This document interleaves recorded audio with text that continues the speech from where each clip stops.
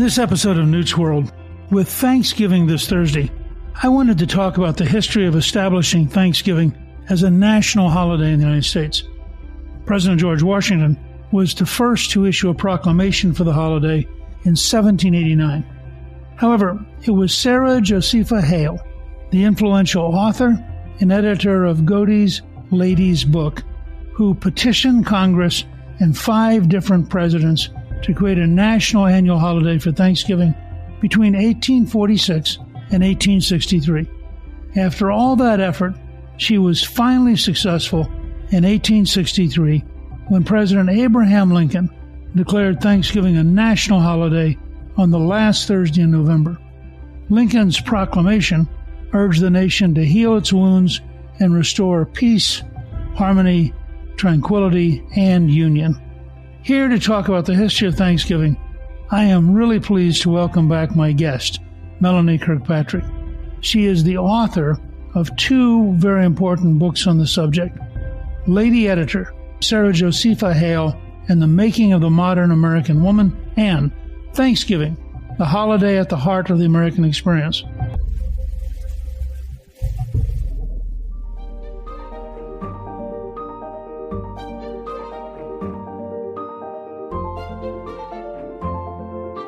Melanie, thank you for joining me once again. It's always a delight to have you sort of educate us, and you do such interesting work. Thank you, and it's a pleasure to be back with you just a few days before Thanksgiving. I was fascinated by the role of Sarah Josepha Hale. She apparently was a pretty significant person just in her own right beyond Thanksgiving in developing a role for women. Indeed. I actually think, Newt, and excuse an author's enthusiasm, I think she's the most influential woman in American history. She was editor of Godey's Lady's Book for 50 years, and as such, she had the most influence of any American woman. Godey's Lady's Book was the most popular magazine before the Civil War, and she used her position to push for education for women, for employment opportunities for women, as well as being the godmother of Thanksgiving, which, of course, has become a lot of Americans' favorite holiday. Was Godey's sort of widely read by women across the whole country, or what was its impact? It was. It was widely read by women, and it was one of the first nationally circulating magazines, I should add. And typically, a woman would subscribe, and sometimes there were clubs. There were groups of women who would subscribe. So the magazine had a pass-along rate that, of course, we don't know, but was well beyond its official circulation. In addition to that, Sarah Josepha Hale and the magazine would be quoted in newspapers. So that also extended her influence. Was it a monthly publication or how? It was a monthly publication, and a typical issue would include poetry and short stories, so literature as well as articles. And her focus was on America. Now, in 1828, when she started the magazine, this wasn't the case. And one of her contributions, I think, was that she focused a magazine on American subjects and American authors. She had a wonderful eye for talent, and she helped develop the careers of such important authors as Edgar Allan Poe and Nathaniel Hawthorne, as well as a whole slew of female writers. And she asked them to write about America. Harriet Beecher Stowe, for example, wrote for her about a canal trip she had taken someplace in New England. I've forgotten where. But her goal was to help develop an American culture. She argued that America had been united by the Revolutionary War. It was united politically by the war, but it was still not united culturally.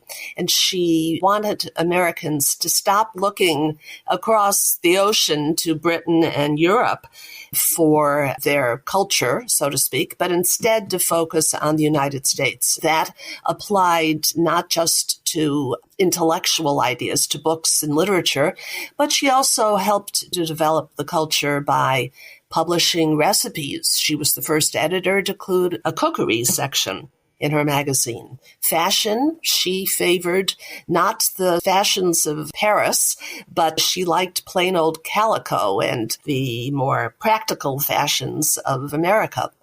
So she was a very influential figure. I have to say in passing that she was the author of Mary Had a Little Lamb.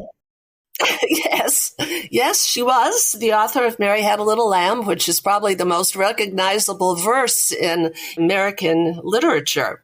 And here's a little fact. It has a third verse that nobody knows today, but the verse was about being kind to animals. And this was typical of Hale. She always included a moral in her children's writing. That's wild. How did she initially get the job?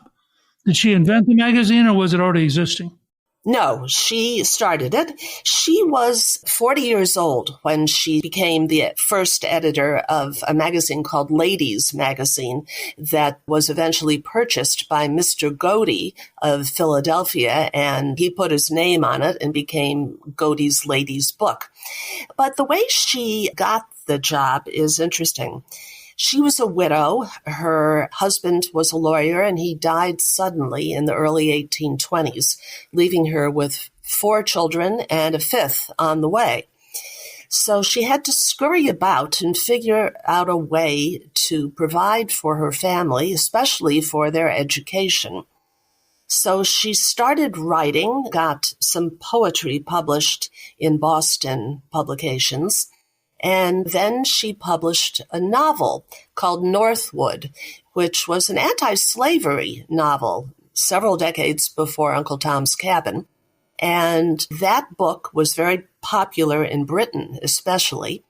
But in any case, it caught the eye of a man in Boston who was starting up a magazine for women, and he wrote to her out of the blue, asking her if she would edit it.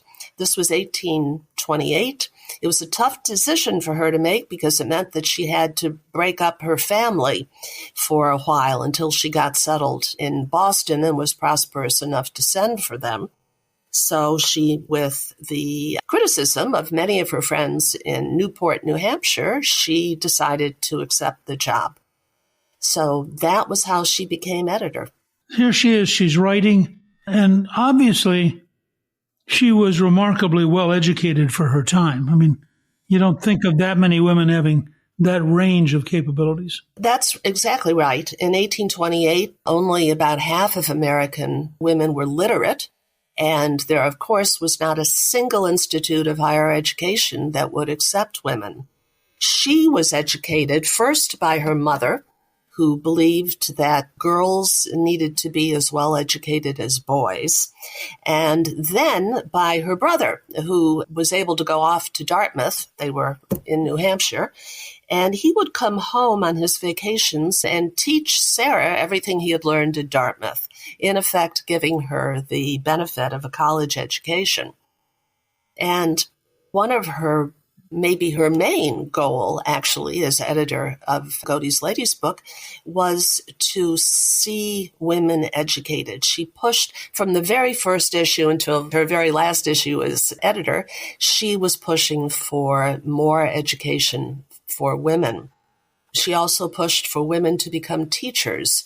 Back in the 1820s and 30s, women were considered as inferior to men intellectually and capable only of teaching small children their ABCs. And she instead pushed successfully, I might add, for women to become teachers. From a very early stage, she's an actress. But one of the things you note is that David Ramsey's History of the American Revolution had an impact when she was only 10 years old. That tells you about the kind of child she was and the kind of woman she became. She had a natural intelligence and curiosity. Imagine reading that book at the age of 10. And she called it one of her favorite books, though her most favorite book, after the Bible, presumably, was Pilgrim's Progress. Which is a pretty complicated book. Yeah. This is not light reading. No, but to answer your point more directly, she was fascinated by American history. and her magazines reflect that, especially the Revolution. Washington was a great hero of hers. In her 1827 novel, Northwood, she describes a New England Thanksgiving Day, and I think it still stands as the best description of what Thanksgiving is like even today, 200 years later. She places a portrait of Washington in the room where the Thanksgiving dinner is held.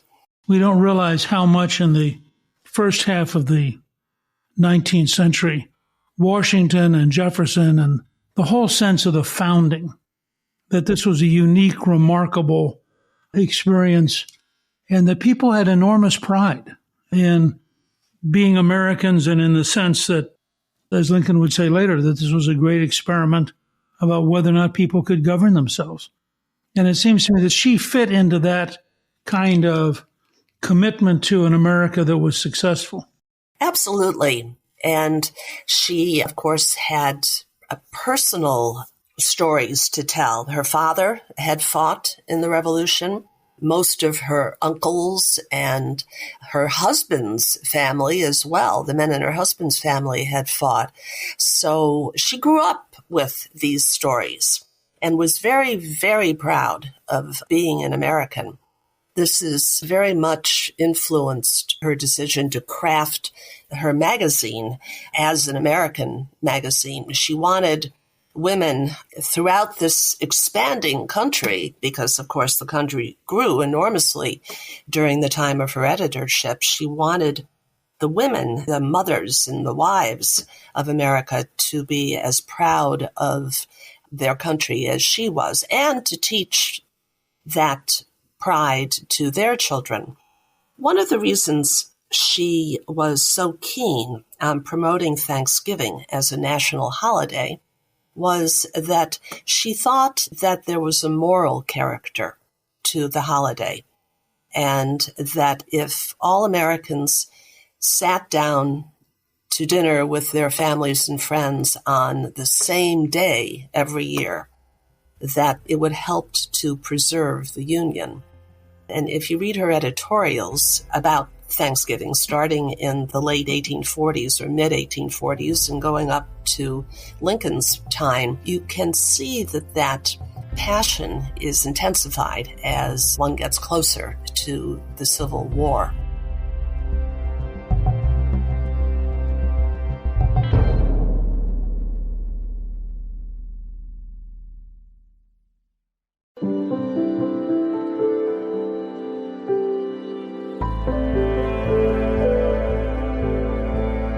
I'm very struck, as you explain in your book, that here she is leading a relatively normal life. She is expecting her fifth child. Suddenly her husband gets caught in a rainstorm, catches pneumonia, and is dead. There was not much of a social safety net in that era. It would have been pretty easy for her to have been crushed by the experience of being left alone with 5 children. Yes, you're right. It was a freak snowstorm, by the way. So what happened to a woman in that period was that hopefully her family would rally round, and she was encouraged to parcel her kids out to relatives. And instead, she wanted to, at that period, find a way to keep the family together. About the only job that a respectable woman of that era could do was sewing. And her husband had been a Freemason, and they rallied round to set her up in a millinery shop. A millinery is hat making. And she hated it, absolutely hated it, which is why she turned to writing. And the same group of Freemasons financed the publication of her first book, which was a book of poetry. And there's some speculation that she was able to use this Freemason network to get attention from other publishers. But she had to have been very courageous and also very creative in coming up with a way to keep her family together. All of her children got great educations. She had 3 boys and 2 girls. I might also add that as a widow, she had more authority and freedom of action than a married woman would have had in that period. Under the common law of the day, there was a practice called coverture, which required a wife to a newly married woman to hand over all of her property rights to her husband for his management. And that meant that a married woman wouldn't have had the freedom to be an editor. If she had, say, commissioned an article by an author and promised to pay him X dollars, the author would have been pretty stupid if he hadn't made sure that her husband agreed to that too, because a wife did not have the authority to manage her own money. And this was something that Hale inveighed against in her magazine, not just for middle-class women like her, but especially for poor women, because as she saw in Boston when she went there to edit a lady's book, she saw there were women whose husbands would be sailors and they'd disappear for years at a time. And women were left unable to act on their own behalf. Their husbands weren't there. And if their husband came home, they might take all of their earnings that had been piling up for them while they were gone and head for the local tavern. And women couldn't influence that in any way under the law. It's almost miraculous that she's able to somehow get through all of these barriers and lead her own life doing her own thing in a way which has an impact on history. This is what happens in America. A person with a good idea in a free and democratic society and who is willing to work hard for it can achieve success. And I think that was the case with Hale. Yes, there were many barriers to her success, but she was able to rise above them and become the success that she was. You make a point that part of her impact was on encouraging the role of women and the education of women. And by the time she retired in 1877, there were actually more girls than boys attending high school. Yes. 30% of the colleges were co-ed, and there were several all-female colleges.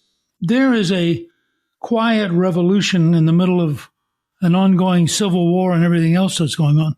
That's a pretty remarkable achievement. There were other women who were fighting for education for women as well, but she had something they didn't have, which was an editorial megaphone.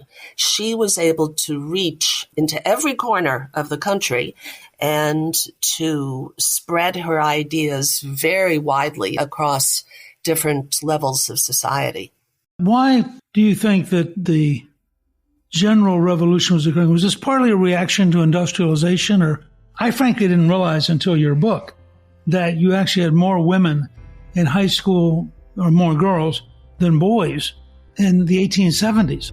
That's sort of astonishing. Yeah, well, boys had to go out to work in many cases, so that is part of the explanation.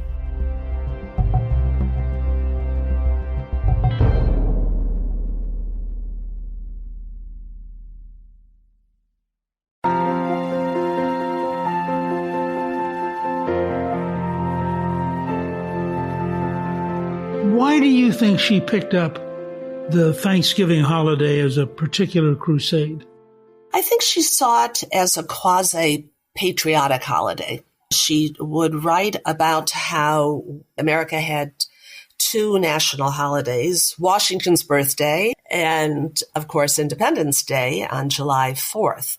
And so now we need a third holiday in a third season. She used that argument. It's just, seasonal argument. We deserve a third holiday.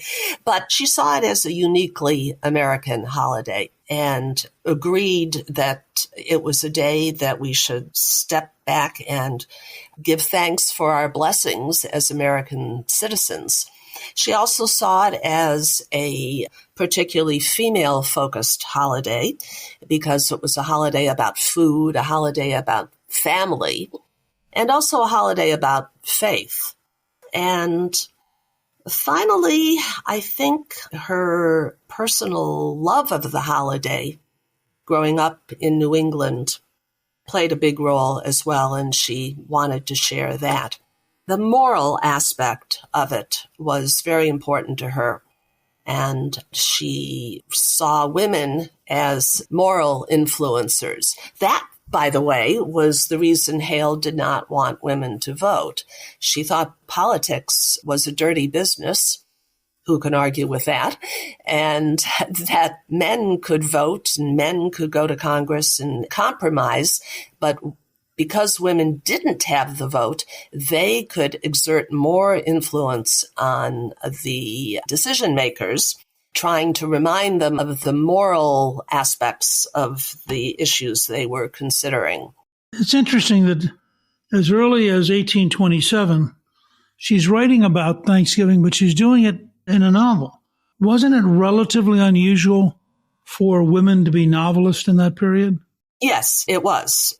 When you think that for 50 years she was editing a magazine monthly and writing every month for that magazine. But the book she considered her greatest achievement was a book that came out in the 1850s. It was a history of women. It's a big, very thick doorstopper of a book. And it has biographies of famous women from even the Bible to the contemporary women of her own day. And the amount of research it must have taken, and then not to mention the writing of it, but the amount of research was phenomenal. And these biographical essays would be several pages long, and then she would include, if they were writers, something of their writing, extracts from their writing. But it's the first book of women's history. This is a remarkable woman. I noticed also part of her campaign for Thanksgiving is publishing menus, including roast turkey and pumpkin pie, which have certainly been lasting contributions to the American culinary experience. And it certainly brings back all of my childhood memories. She's literally almost 200 years ago beginning to lay out a framework which still today exists. Yes, well, remember, she was writing about it, but she didn't create turkey and cranberry as an idea for Thanksgiving dinner. That was something that had developed in New England over the previous century and had become pretty standard by the time she was writing about it. There was also a feature of Thanksgiving dinner that I learned from Hale, which was chicken pot pie. That was, back in her day, a standard feature of a New England Thanksgiving dinner. That's wild. The other thing that you point out, there were lots of Thanksgivings at the state level before Lincoln. But from what I gather from Washington on, Washington had declared a day of Thanksgiving, partly based, I think, on his deep belief that without Providence, the United States wouldn't have existed. But it sort of becomes a state-level question until she convinces Lincoln. And I frankly didn't realize that Thanksgivings were pretty widespread, but they were at a state level. Yes. What happened was, I think Washington grasped this idea in his Thanksgiving proclamation, which, by the way, was the first executive order of a president. Washington issued this proclamation, and then he did something quite remarkable. He had it sent to the governor of each of the 13 states with a cover letter asking them if they would please implement it. I think he understood that the Constitution did not give the president the authority to call a Thanksgiving Day. And this was the argument that Hale heard again and again when she wrote to presidents of the United States asking them to name a national day of Thanksgiving. They'd write back. She was, as I said, so famous and so influential that even a president of the United States would write back to Hale when she wrote him. And the argument was that this authority of calling a holiday was left to the governor, not to the president. The president could call it in Washington, D.C. and in the territories over which he had greater authority, but not in individual states. So the idea of Thanksgiving had caught on, and many, if not most, states would name a Thanksgiving Day. But the governors didn't coordinate. And there was a marvelous saying in the early 19th century that if you wanted a good Thanksgiving dinner, you could travel every week from Election Day till Christmas Day, and depending upon your itinerary, find a good dinner. You could plan your state visits on Thanksgiving and keep moving around. That's hysterical. Now, she stays active, though, and after Lincoln is killed, she is petitioning both Andrew Johnson and Ulysses Grant as they become president to continue the tradition. And I gather at that point it became solidified as a national habit. Yeah. Every president since Lincoln has issued a Thanksgiving proclamation. And I will say that after Lincoln, Hale changed her view a little bit. She wrote to Grant asking him to get Congress to make it official. That didn't happen until in the late 1930s. FDR changed the date of Thanksgiving, which had always been the last Thursday of November since Lincoln's proclamation. And he created a national uproar for having the temerity to do so. He wanted Thanksgiving to be a week earlier because, in his not very clever economic theory, Americans would spend more money on Christmas shopping if they had an extra week to do so. But, of course, Americans didn't have the money to spend. So this idea flopped. And for 4 years, half of Americans celebrated on the traditional date, and the other half celebrated on the date that Roosevelt had called, and they referred to it as Franksgiving. And then in 1941, Congress passed a resolution naming Thanksgiving as the second to last Thursday in November. So in 1942, America was at war, and the first Thanksgiving in the war took place, and Americans were once again unified and celebrating on the same date. Right, and then that led to the famous Norman Rockwell painting of Thanksgiving as a Saturday Evening Post cover. I have to ask you a second. You always do interesting things, and I always learn from you. What are you going to work on next? I'm not sure, Newt. I'm looking for a good idea.